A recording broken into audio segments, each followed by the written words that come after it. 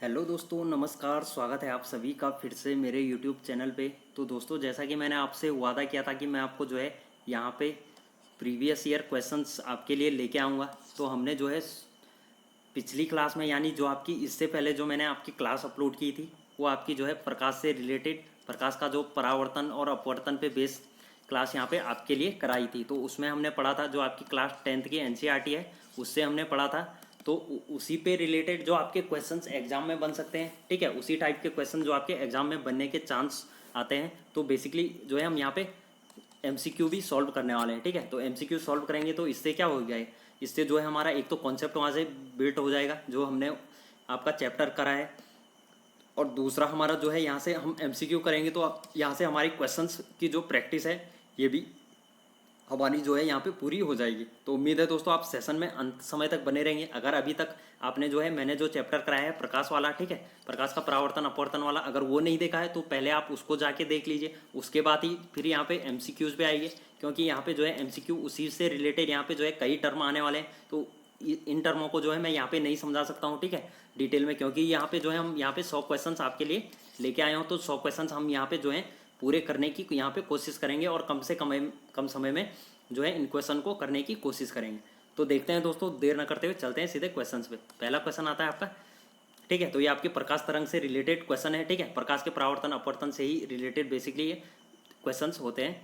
तो पहला आता है आपका, जिस सामग्री से रोशनी पारित हो सके उसको कहते हैं। तो जो बेसिकली आपकी ट्रांसपेरेंट होती है तो उसको बेसिकली कहा जाता है कि ये आपका जो है यहाँ से लाइट पारित हो सकती है। नेक्स्ट क्वेश्चन आता है आपका, टिंडल प्रभाव प्रकाश के बेसिकली डॉट ऑर्डर से संबंधित है। तो जो आपका टिंडल प्रभाव होता है वो बेसिकली आपका जो है प्रकीर्णन पे संबंधित होता है, ठीक है। चलते हैं नेक्स्ट। अगला क्वेश्चन आ जाता है आपका, निर्वात में प्रकाश का वेग कितना होता है। अगर निर्वात की बात करें तो निर्वात में बेसिकली प्रकाश का वेग 3 × 10⁸ मीटर पर सेकेंड होता है, ठीक है। ये भी मैंने आपको जो है बताई हुई चीज़ है, इसमें जो है आपको कोई नई चीज़ नहीं लगनी चाहिए। नेक्स्ट आता है आपका, प्रकाश की गति अधिकतम निम्न में से किस माध्यम में होती है। तो जो आपकी प्रकाश की गति होती है वो आपकी निर्वात में सबसे अधिक होती है, ठीक है, ये भी मैंने आपको बता रखा है। नेक्स्ट आता है आपका, प्रकाश का क्वांटम सिद्धांत किसके द्वारा प्रदान किया गया था, ठीक है। तो ये तो नहीं बताया, लेकिन इसको जो है यहाँ पे डिस्कस करें। तो जो आपका प्रकाश का क्वांटम सिद्धांत है वो बेसिकली प्लांक थे आपके, उन्होंने यहाँ पे जो है प्रकाश का क्वांटम सिद्धांत दिया था, ठीक है। तो इसको भी जो है हम पढ़ेंगे, ठीक है, चिंता मत कीजिए। नेक्स्ट आता है आपका, डॉट डॉट डॉट रंग का विल्सन कोण सबसे कम होता है। तो जो आपका लाल रंग का प्रकाश होता है इसके बेसिकली आपका विचलन कोण जो है सबसे कम होता है, ठीक है, ये भी आपको याद रखना है। नेक्स्ट आता है आपका, प्रकाश एक अनुप्रस्थ तरंग है, ठीक है, इसको साबित करती हुई एकमात्र घटना कौन सी है। तो जो आपकी ध्रुवीकरण होती है, ठीक है, जो आपके ध्रुव वगैरह होते हैं तो वहाँ पे जो ध्रुवीकरण की घटना होती है बेसिकली इसको जो है प्रकाश एक अनुप्रस्थ तरंग है, इसका जो है यहाँ पे साबित करती है। नेक्स्ट आता है आपका, सूरज की रोशनी को जो है उसके संगठक रंगों में कौन विभाजित कर सकता है। तो जो आपकी बेसिकली सूरज की रोशनी होती है उसको जो है प्रिज्म यहाँ पे आपकी जो है रंगों में विभक्त कर सकता है। जैसा कि आपको पता है, अगर प्रिज्म को आप सूर्य के प्रकाश में रख दो तो वो जो है प्रकाश को आपका विभिन्न 7 रंगों में यहाँ पे डिवाइड कर देता है, ठीक है। नेक्स्ट क्वेश्चन आ जाता है आपका, प्रिज्म क्या कर सकता है। तो प्रिज्म जो है बेसिकली आपको पता है, प्रिज्म जो होता है यह जो है उसके जरिए जो है गुजर रहे प्रकाश को तितर बितर करता है, तो बेसिकली, ठीक है, तो प्रकाश को वो बेसिकली आपका बांट देता है। नेक्स्ट आ जाता है आपका, ऐसी वस्तुएं जो खुद प्रकाश उत्पन्न नहीं करती हैं उन्हें कहा जाता है। तो जो आपकी बेसिकली खुद प्रकाश उत्पन्न नहीं करती हैं उन्हें जो है अप्रदीप्त वस्तुएं कहा जाता है, ठीक है। तो बेसिकली इसको भी आपको याद रखना है। चलते हैं नेक्स्ट।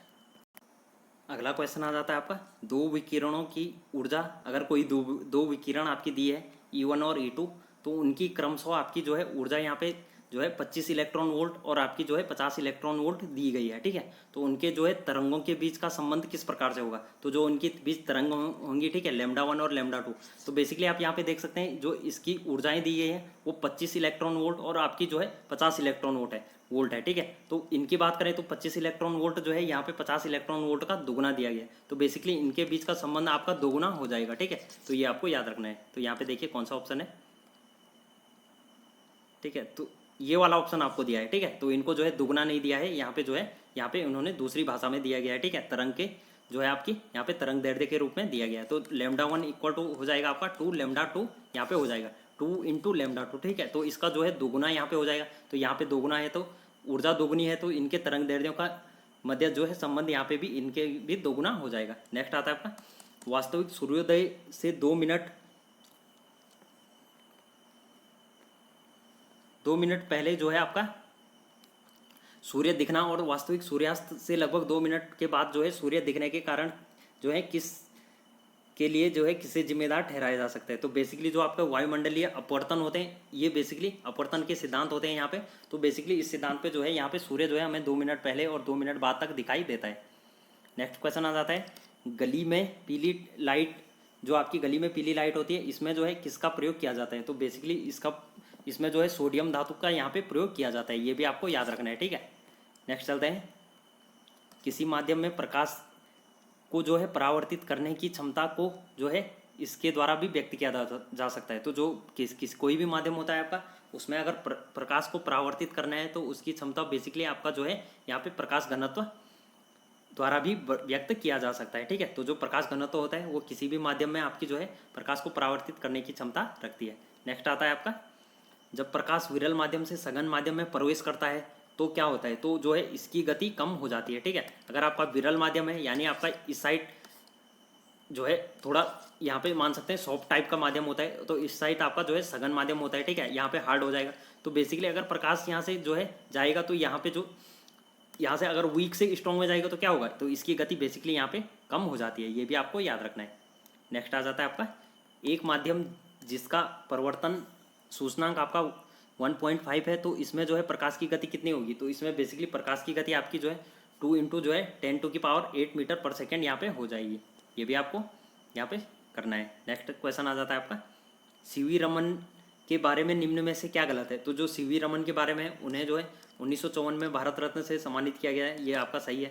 नेक्स्ट उन्होंने वर्ष 1930 में नोबेल पुरस्कार जीता था, ठीक है। तो उन्होंने जो है बेसिकली नोबेल पुरस्कार उन्हें मिला है। नेक्स्ट उनका जन्म 1888 में तमिलनाडु में हुआ था, ये भी सही है, ठीक है। तो ये तो आपसे जो है जन्म का नहीं पूछा जाएगा, लेकिन ये हो सकता है कि सीवी रमन को जो है नोबेल पुरस्कार कब मिला था, तो 1930 में मिला था, ये बेसिकली याद रखना है। और 1954 में जो उनको भारत रत्न से सम्मानित किया गया था, ये भी उन्हें याद रखना है, ठीक है। अगला आता है उन्हें 1987 में नाइटहुड की उपाधि दी गई थी, तो ये आपका यहाँ से गलत हो जाता है। नेक्स्ट आ जाता है बादलों का रंग जो है सफ़ेद किसके कारण दिखता है। तो जो आपका बादल होते हैं उनका रंग बेसिकली प्रकाश का जो प्रकीर्णन होता है उनके कारण हमको व्हाइट दिखाई देता है। अगला क्वेश्चन आ जाता है आपका प्रकाश की एक पुंज की द्रव में तैरते कणों से टकराव के कारण होने वाले प्रकीर्ण से उत्पन्न चमक की प्रक्रिया को कहते हैं। तो बेसिकली इस प्रक्रिया को आपका जो है टिंडल प्रभाव कहते हैं, ठीक है। तो जो आपका प्रकाश का एक पुंज होता है, अगर वो द्रव में जो आपके तैरते कण होंगे उनसे अगर टकराव के कारण जो है प्रकीर्ण उत्पन्न से चमक की प्रक्रिया होती है, तो इसको बेसिकली आपका टिंडल प्रभाव कहते हैं, ये भी आपको याद रखना है। चलते हैं नेक्स्ट। अगला आ जाता है आपका अवतल लेंस के मुख्य फोकस पर मिलती हुई प्रतीत होने वाली प्रकाश किरणें अपवर्तन के बाद दिखेगी। तो जैसा कि मैंने आपको पहले भी बताया है, ठीक है, कई बार मैंने आपको बता दिया कि आपका जो है यहाँ पे अवतल लेंस है। तो अवतल लेंस की बात करें, ठीक है, तो मैंने आपको दर्पण का बताया था, लेकिन अवतल लेंस की बात करें तो इसमें जो है फोकस दूरी अगर मिलती हुई प्रतीत होती है तो प्रकाश किरण अपवर्तन के बाद निकलेगी। तो जो बेसिकली प्रकाश की किरण होगी वो बेसिकली मुख्य अक्ष के समांतर यहाँ पे निकल जाएगी, ठीक है। नेक्स्ट आता है आपका जब प्रकाश किसी चमकीली सतह पर आपतित होता है, तो कोई चमकीली सतह पर अगर आपका प्रकाश आता है तो बेसिकली ये जो है आपकी नियमित परावर्तन की घटना घटित होती है, ठीक है। तो जो आपका नियमित परावर्तन होता है वही घटना यहाँ पे घटित होती है। नेक्स्ट आता है वास्तविक प्रतिबिंब पाने के लिए एक वस्तु 20 सेंटीमीटर फोकस दूरी वाले अवतल दर्पण से जो है 30 सेंटीमीटर की दूरी पर रखी हुई है, तो दर्पण का प्रतिबिंब से आपकी दूरी क्या होगी, ठीक है। तो ये यहाँ पे 1/v + 1/u = 1/f वाला फॉर्मूला यहाँ पे लग जाएगा। तो इससे जो आपका आंसर आता है वो आपका जो है यहाँ पे आ जाता है 60 सेंटीमीटर, ठीक है। तो ये फॉर्मूला भी मैंने आपको डिटेल में समझाया हुआ है। नेक्स्ट आता है एक समतल दर्पण द्वारा बनाई गई छवि की विशेषताएं होती है। तो बेसिकली एक समतल दर्पण जो आपका समान आकार का बनाता है, ठीक है, सीधी बनाता है और पार्श्व उल्टी और आभासी प्रतिबिंब बनाता है, ठीक है। ये भी मैंने आपको जो है डिटेल में समझा रखा है। चलते हैं नेक्स्ट।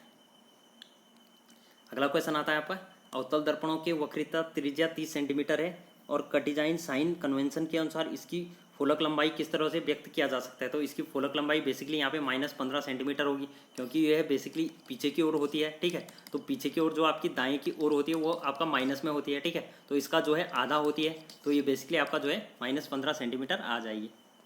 नेक्स्ट आता है आपका गोलाकार दर्पण की वक्रता का केंद्र क्या होता है? तो जो आपका गोलाकार दर्पण होता है उसका बेसिकली वक्रता का केंद्र आपका यह जो है उस खोखले गोले का केंद्र होता है जिसका गोलाकार दर्पण एक भाग होता है। ठीक है, ये पॉइंट भी आपको यहाँ से याद रखना है। नेक्स्ट क्वेश्चन आता है आपका, जिस बिंदु पर सभी किरणें मिलती है उसको कहते हैं। तो जो जिस बिंदु पर आपकी सभी किरणें मिलती हैं उसको बेसिकली यहाँ पे फोकस कहा जाता है। ठीक है, तो आपने जैसा कि मैंने आपको बताया भी है कि जहाँ पर जो है सभी किरणें मिलती है तो उसको बेसिकली यहाँ पे फोकस कहा जाता है। अगर ये किरण समांतर से आ रही है तो ये फोकस से होके जाएगी, अगर कोई किरण फोकस से होके जाएगी तो ये समांतर से होके गुजरेगी। ठीक है, तो इस प्रकार की जो है मैंने कई आपको चीज़ें बताई हैं टॉपिक में। नेक्स्ट आ जाता है, एक दर्पण के वक्रता की फोलक लंबाई और त्रिज्या के बीच का संबंध है। तो जो आपकी फोलक लंबाई और आपकी जो दर्पण की त्रिज्या का संबंध होता है वो basically R equal to 2F होता है। ठीक है, जैसे कि मैंने आपको अभी ऊपर भी बता दिया है। तो जो इसकी R होगा, जो आपकी जो है वक्रता त्रिज्या होगी वो बेसिकली फोकस की आधी होती है। नेक्स्ट आता है आपका, यदि कोई वस्तु 5 सेंटीमीटर वक्रता त्रिज्या वाले उत्तल दर्पण से 10 सेंटीमीटर की दूरी पर रखी है तो इसका आवर्धन कितना होगा? तो इसका आवर्धन बेसिकली आपका जो है 0.3 यहाँ पे हो जाएगा। ठीक है, तो ये भी आपको याद रखना है। इसका सूत्र भी मैंने आपको बताया है, आप जो है चैप्टर में। नेक्स्ट क्वेश्चन आ जाता है आपका, डॉट डॉट को अभिसरण दर्पण भी कहा जाता है। तो बेसिकली आपका जो यहाँ पे अवतल दर्पण होता है इसको ही अभिसरण दर्पण भी कहते हैं। अगला क्वेश्चन आ जाता है आपका, दर्पण समीकरण के संबंध में निम्न में से कौन सा कथन सही है? तो अगर दर्पण समीकरण की बात करें तो इनमें बेसिकली सभी दूरियों को दर्पण के ध्रुव से मापा जाना चाहिए। ठीक है, ये आपका जो है सही कथन है। ठीक है, ये भी मैंने आपको जो है चैप्टर में डिटेल से बताया है। नेक्स्ट आता है आपका, एक उत्तल दर्पण जिसकी फोकस लंबाई यानी जिसकी फोकस दूरी आपकी एफ वायु में है और जो है द्रव आपका म्यू इक्वल टू 4/3 में डुबाया गया है, तो द्रव में दर्पण की फोकस दूरी क्या होगी? तो जो बेसिकली अगर आपके द्रव की बात करें तो द्रव में इसकी फोकस दूरी आपकी 4/3 हो जाएगी। ठीक है, तो 4/3 हो गया इंटू एफ कर देंगे। ठीक है, तो इस प्रकार से यहाँ पे हो जाएगा। नेक्स्ट क्वेश्चन आता है आपका, एक वक्रीय दर्पण जिसमें परावर्तन की सतह अंदर की ओर वक्रीय होती है उसे कहा जाता है। तो जिसमें परावर्तन की सतह अंदर की ओर होती है, ठीक है, तो परावर्तन की सतह अगर आपकी अंदर की ओर होगी तो ये बेसिकली आपका जो है अवतल दर्पण कहलाएगा। ठीक है, ये भी मैंने आपको बता दिया है। अगला क्वेश्चन आता है आपका, यदि आप एक दर्पण में देखते हैं कि और पाते हैं कि छवि आपका यानी परिवर्तन आपसे जो है छोटा है और दर्पण का प्रकार है, तो बेसिकली जो आपका दर्पण होगा वो आपका उत्तल दर्पण यहाँ पे होगा। नेक्स्ट आता है आपका, गोलीय दर्पण की अवधारणा क्या है? तो जो आपका गोलीय दर्पण होता है ये बेसिकली प्रकाश का परावर्तन करता है। ठीक है, ये भी सिंपल क्वेश्चन है। नेक्स्ट आता है आपका, निम्नलिखित में से कौन सा कथन सत्य है? तो कथन सत्य की बात करें, वक्रता त्रिज्या जो है फूलक लंबाई के बराबर होती है, ये तो गलत है। ठीक है, 2F के बराबर होती है। वक्रता त्रिज्या फूलक लंबाई की आधी होती है, ये भी गलत। वक्रता त्रिज्या फूलक लंबाई के 3 गुने के बराबर होती है, ये भी गलत। वक्रता त्रिज्या फूलक लंबाई के 2 गुने के बराबर होती है, तो ये आपका सही है। ठीक है, तो वक्रता त्रिज्या R इक्वल टू 2F आपका जो है यहाँ पे होता है। नेक्स्ट आ जाता है आपका दर्पण का सूत्र है। तो जो आपका दर्पण का सूत्र है 1/f plus 1/u equal to 1/v। ठीक है, ये भी आपका गलत है। 1/f तो 1/u plus 1/v equal to 1/f। ठीक है, तो ये आपका जो है बिल्कुल सही सूत्र यहाँ पे होता है। नेक्स्ट आता है आपका, एक गोलीय दर्पण के परावर्तक पृष्ठ के मध्य एक बिंदु होता है जिसे कहते हैं। तो जिसे बेसिकली यहाँ पे जो है आपका ध्रुव पोल कहते हैं। ठीक है, जो आपका परावर्तक पृष्ठ होता है अगर दर्पण की बात करें, ठीक है, गोलीय दर्पण अगर आपका है तो बेसिकली इसको यहाँ पे अवतल दर्पण हो गया ये आपका। तो ये जो आपका ये पृष्ठ होता है इसको ध्रुव कहते हैं, तो इसको बेसिकली आपका ध्रुव यानी पोल कहा जाता है। ठीक है, जो आपका परावर्तक पृष्ठ होता है। नेक्स्ट आता है आपका, एक गोलाकार दर्पण जिसकी वक्रता त्रिज्या R है और इसकी फोकस दूरी कितनी होगी? तो वक्रता त्रिज्या अगर आपकी R दी है तो इसकी फोकस दूरी आपकी जो है R/2 हो जाएगी। ठीक है, F इक्वल टू R/2 यहाँ पे जो है इसकी फोकस दूरी हो जाएगी, ये भी आपको याद रखना है। आगे आता है आपका, गोलाकार दर्पण जिसकी परावर्तक सतह बाहर की ओर उभरी हुई है कहलाता है। तो अगर आपका कोई गोलाकार दर्पण है जिसकी परावर्तक सतह बाहर की ओर है तो बेसिकली ये आपका जो है उत्तल दर्पण कहलाता है। ठीक है, अगला आता है, एक उत्तल दर्पण के सामने कोई वस्तु रखी हुई है, किस प्रकार का प्रतिबिंब बनेगा? तो ये बेसिकली आपका जो प्रतिबिंब बनेगा वो ध्रुव और फोकस के बीच जो है आभासी सीधा तथा छोटा प्रतिबिंब बनेगा। ठीक है, तो ये भी मैंने आपको समझाया है। उम्मीद है दोस्तों आपने वो सेशन देख लिया होगा, अगर नहीं देखा तो आप जाके वहाँ पे देख सकते हैं। नेक्स्ट क्वेश्चन आ जाए, यदि एक वास्तविक वस्तु का प्रतिबिंब बनाने के लिए उत्तल दर्पण का उपयोग किया जाता है तो निम्नलिखित में से कौन सा कथन गलत है? तो गलत कथन की बात करें, प्रतिबिंब वास्तविक होगा। ठीक है, तो ये आपका गलत है। प्रतिबिंब सीधा बनेगा, ये सही है। ठीक है, प्रतिबिंब छोटा बनेगा, ये भी सही है। प्रतिबिंब जो है पी और एफ के बीच निर्मित होता है, यानी आपका जो है पोल और फोकस के बीच यहाँ पे निर्मित होता है, ये भी आपका सही होता है। तो बेसिकली जो आपका प्रतिबिंब वास्तविक है, वास्तविक प्रतिबिंब आपका नहीं बनता है, ठीक है, तो आभासी प्रतिबिंब बनता है। अगला क्वेश्चन आ जाता है, निम्नलिखित में से किसमें उत्तल दर्पण का उपयोग किया जाता है। तो उत्तल दर्पण की बात करें तो रियर व्यू मिरर में जो है आपका रियर व्यू मिरर होता है, इसमें जो है आपका जो है उत्तल दर्पण का प्रयोग किया जाता है। नेक्स्ट आता है आपका एक विमान दर्पण के लिए छवि है। तो जो आपका विमान दर्पण होता है उसके लिए बेसिकली आभासी और पार्श्व उल्टा आपका जो है छवि होती है। नेक्स्ट आता है आपका यदि किसी दर्पण की फोकस लंबाई आपकी +15 है तो यह है।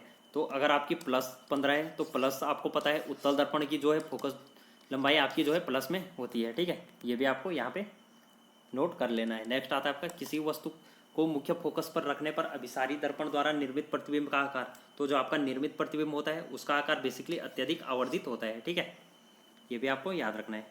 नेक्स्ट आता है आपका एक वस्तु को जो है एक अवतल दर्पण के सामने उसके फोकस बिंदु और वक्रता त्रिज्या के बीच स्थित एक बिंदु पर रखा गया है, निर्मित होने वाली छवि होगी। तो जो आपकी निर्मित छवि होगी वो बेसिकली वास्तविक होगी और आपकी जो है उल्टी यहाँ पे हो जाएगी, ठीक है, तो ये आपका जो है सही आंसर बिल्कुल होता है।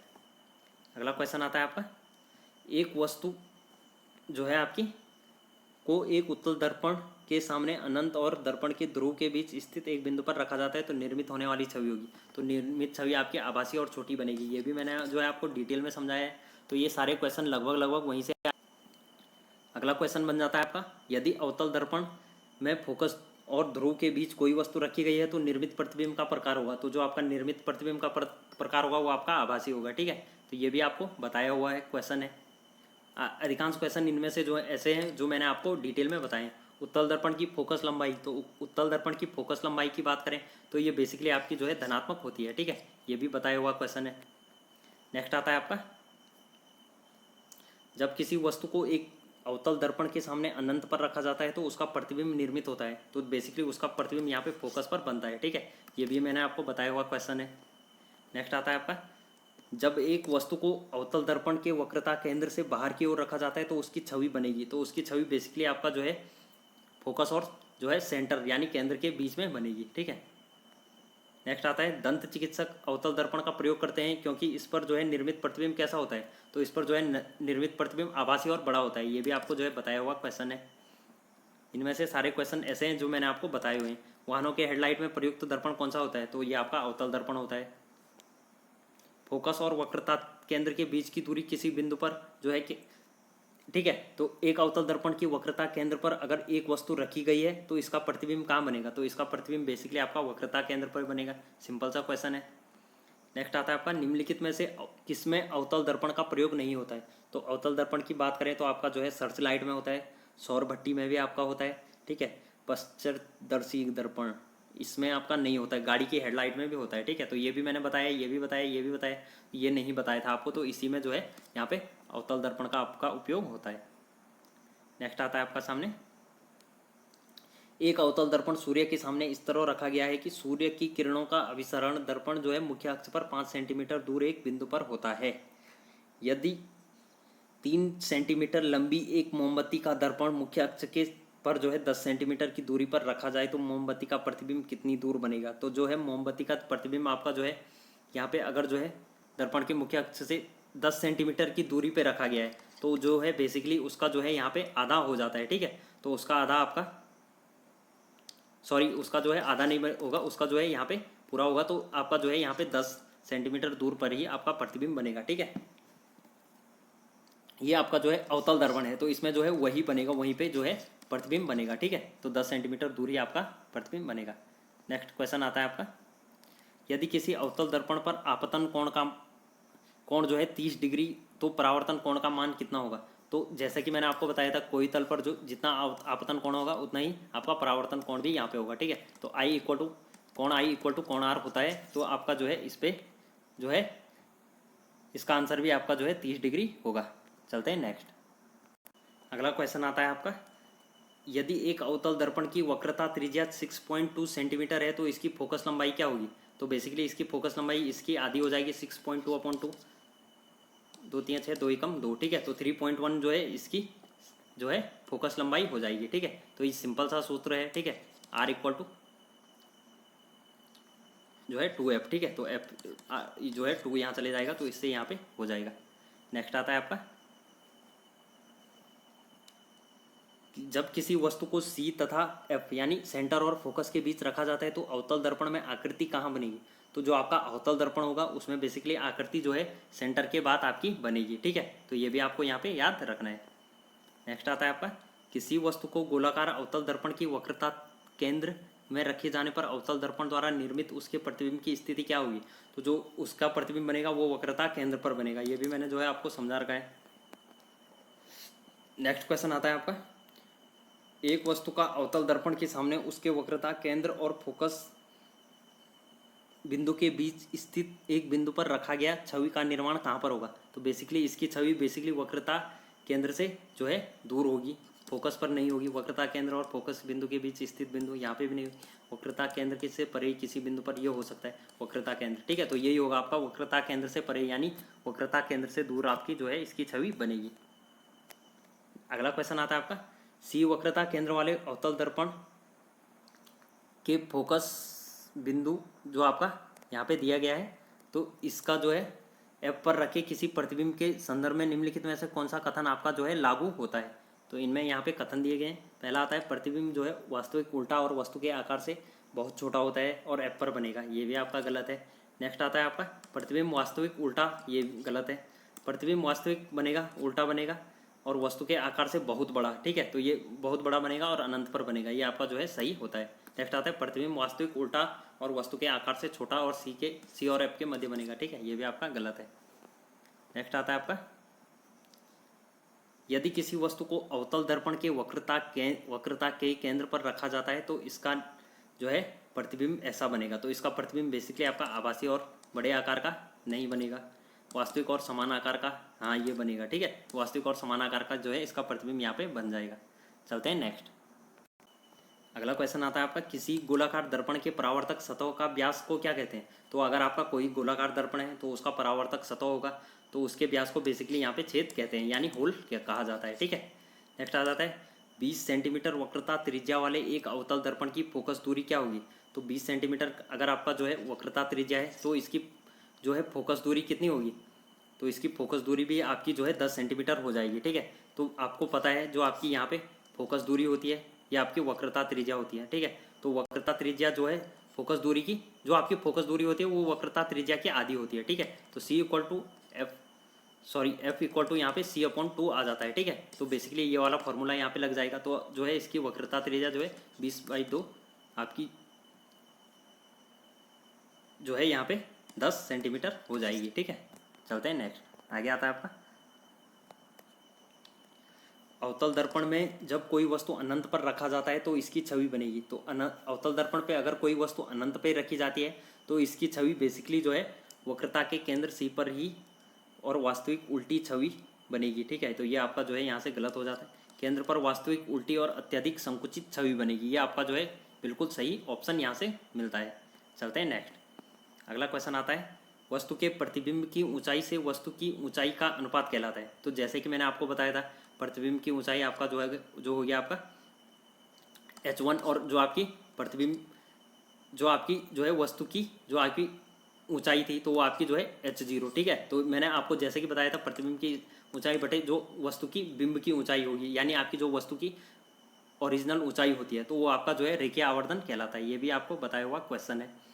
आगे आता है, आवर्धक शीशा होता है। तो जो आपका आवर्धक शीशा होता है ये बेसिकली आपका उत्तल लेंस का होता है। ठीक है, ये भी आपको यहाँ पे याद रखना है। आगे आता है आपका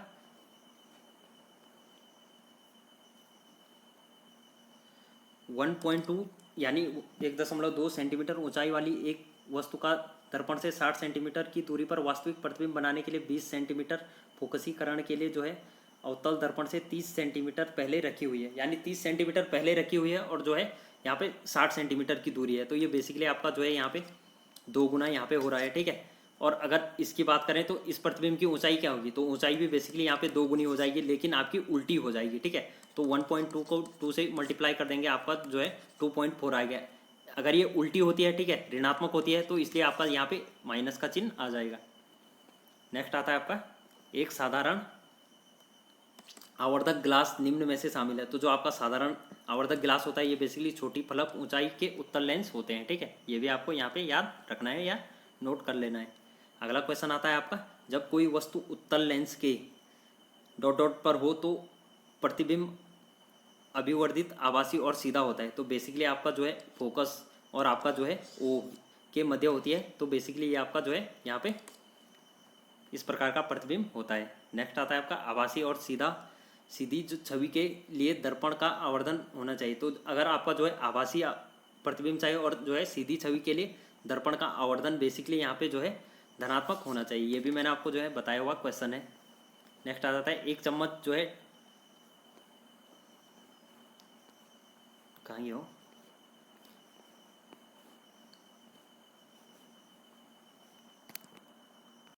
एक चम्मच जो है आपका टेढ़ा दिखता है, इसका उदाहरण है। तो जो आपका चम्मच टेढ़ा दिखता है ये बेसिकली यहाँ पे अपवर्तन के कारण यहाँ पे होता है, ठीक है। तो ये भी आपको याद रखना है। अगला क्वेश्चन आ जाता है आपका, निम्नलिखित में से हीरे की चमक में किसका योगदान नहीं है। तो जो आपका हीरे की चमक होती है उसमें कुल आंतरिक परावर्तन ये तो नहीं होता है। हीरे की उच्च अपवर्तक सूचकांक ये भी नहीं होता है, ठीक है। बिखराव भी नहीं होता है, ठीक है, जिसको कि डिस्पर्सन कहते हैं। नेक्स्ट आता है हीरे की निम्न अपवर्तक सूचकांक, ठीक है। निम्न अपवर्तक सूचकांक हीरे में होता है, इसलिए जो है हीरे में चमक यहाँ पे होती है। नेक्स्ट आ जाता है वायु का निरपेक्ष अपवर्तक सूचकांक कितना है। तो वायु की बात करें तो वायु का बेसिकली आपका जो है यहाँ पे याद रखने वाली बात है 1.0003 आपका जो है अपवर्तन सूचकांक होता है। नेक्स्ट आता है आपका, इनमें से कौन सी गर्मी के प्रवाह से संबंधित नहीं है। तो गर्मी के प्रभाव की बात करें, ठीक है, तो बेसिकली ये आपका जो है रेफ्रिएक्टिव जो होता है आपका ये गर्मी के प्रभाव से संबंधित नहीं होती है। नेक्स्ट आता है आपका, जल का अपवर्तनांक 4/3 है तो जल के प्रकाश की गति क्या होगी। तो बेसिकली ये भी बताया हुआ क्वेश्चन है। ये इसके प्रकाश की गति जो है आपकी 2.25 इंटू 10⁸ मीटर पर सेकेंड यहाँ पे हो जाएगी, ठीक है। नेक्स्ट आता है आपका, निर्वात में एक माध्यम में प्रकाश की गति के अनुपात को क्या कहा जाता है। तो निर्वात में जब कोई प्रकाश की गति के अनुपात को बेसिकली एक माध्यम में इसको जो है यहाँ पे रिफ्रैक्टिव इंडेक्स कहा जाता है। अगला क्वेश्चन आता है आपका, किसी भी माध्यम का पूर्ण अपवर्तन सूचकांक हमेशा होता है। तो किसी भी माध्यम का जो है सूचकांक हमेशा 1 से अधिक होता है। नेक्स्ट आता है आपका, रात के समय तारों का टिमटिमाना। तो रात में अगर आपके तारे टिमटिमा रहे हैं तो वो बेसिकली किस कारण होते हैं। तो वो आपका जो है वायुमंडलीय अपवर्तन के कारण जो है तारे टिमटिमाते हुए हमें नजर आते हैं। अगला क्वेश्चन आ जाता है, जब प्रकाश की किरण एक सघन माध्यम से विरल माध्यम में विचरण करती है तो यह झुकती है। तो ठीक है, अगर कोई सघन माध्यम से विरल माध्यम में प्रकाश की किरण जा रही है तो यह जो है अविलंब से दूर की ओर हटेगी और आपका तीव्र गति से हटेगी। नेक्स्ट क्वेश्चन आ जाता है आपका, किसी माध्यम में प्रकाश की किरण के झुकाव को कहा जाता है। तो अगर किसी माध्यम में प्रकाश की किरण का झुकाव हो रहा है तो वो बेसिकली आपका अपवर्तन कहलाएगी, ठीक है। चलते हैं नेक्स्ट। अगला क्वेश्चन आता है आपका, पानी से भरे गिलास में रखा गया नींबू के गिलास की बगल से देखने पर इसके वास्तविक आकार से बड़ा प्रतीत होता है। तो इसका क्या कारण है। तो इसका बेसिकली जो कारण होता है वो होता है प्रकाश का अपवर्तन यहाँ पे होता है। तो ये भी आपको यहाँ पे याद रखना है। चलते हैं नेक्स्ट। अगला क्वेश्चन आता है आपका, हीरे का निरपेक्ष अपवर्तनांक। तो जो आपका हीरा होता है इसका निरपेक्ष अपवर्तनांक आपका जो होता है 2.42 होता है, ठीक है। तो ये भी आपको यहाँ पे याद रखना है। नेक्स्ट आता है आपका, निम्नलिखित में से किस विकल्प का माध्यम दृष्टिगत रूप से कम सघन होता है। तो जो आपका हवा होता है इसका जो है यहाँ पे कम सघन होता है, ठीक है, दृष्टिगत रूप से। नेक्स्ट आता है आपका, सूर्योदय एवं सूर्यास्त के समय दीर्घवृत्ताकार दिखने का क्या कारण है। तो सूर्योदय और सूर्य के समय हमको जो है सूर्य जो है बड़ा दिखाई देता है। तो इसका कारण बेसिकली अपवर्तन के कारण यह आपका बड़ा दिखाई देता है। काफ़ी कॉमन क्वेश्चन है। नेक्स्ट आ जाता है, जब प्रकाश विरल माध्यम से सघन माध्यम में प्रवेश करता है तो धीमा तथा डॉट डॉट हो जाता है। तो आपका जो है प्रकाश धीमा तथा उसमें कोई परिवर्तन आपका नहीं होता है, ठीक है, नहीं नॉर्मल की ओर झुकता है। तो ये भी आपको याद रखना है, ठीक है। यहाँ पे आ जाएगा नॉर्मल की ओर झुकता है, तो उसमें बेसिकली परिवर्तन होता है, नॉर्मल से दूर झुकता है, ये भी गलत है। कम घनत्व के माध्यम अपवर्तित हो जाता है, ये भी गलत है। नेक्स्ट आ जाता है, जब प्रकाश एक सघन माध्यम से विरल माध्यम में प्रकाश प्रवेश करता है तो इसकी गति पर क्या प्रभाव पड़ता है। तो जो बेसिकली इसकी गति होती है आपकी वो जो है इसकी बढ़ती है, ठीक है। अगर सघन माध्यम से अगर कठोर माध्यम से जो है सॉफ्ट माध्यम में जाएगा तो बेसिकली आपको पता है इसकी गति यहाँ पे जो है बढ़ जाती है। नेक्स्ट आता है वायुमंडलीय अपवर्तन के कारण सूर्योदय और सूर्यास्त में लगभग डॉट डॉट तक की देरी हो सकती है। तो जो आपका वायुमंडलीय अपवर्तन होता है इसके कारण सूर्योदय और सूर्यास्त में लगभग आपकी जो है यहाँ पे 2 मिनट तक की देरी हो सकती है। ठीक है, ये भी आपको याद रखना है। नेक्स्ट आता है आपका निम्न में से कौन सा विकल्प कुछ निश्चित पदार्थों के लिए जो है सूचकांक के सही आरोही क्रम को दर्शाता है। तो ये बेसिकली आपका जो है बर्फ़ हो गया, केरोसिन, बेंजीन और सेंधा नमक होता है, ये आपका जो है इसके आरोही क्रम को सही रूप से यहाँ पे दर्शाता है। ठीक है, तो आपका जो है यहाँ पे अपवर्तन सूचकांक बर्फ़ का कम होता है, उसके बाद केरोसिन, उसके बाद बेंजीन, उसके बाद सेंधा नमक यहाँ पे होता है। अगला क्वेश्चन आता है आपका निम्न में से किस माध्यम का अपवर्तनांक सबसे कम है। तो जो आपका यहाँ पे हवा होता है तो हवा का अपवर्तनांक बेसिकली सबसे कम होता है, ये भी आपको याद रखना है।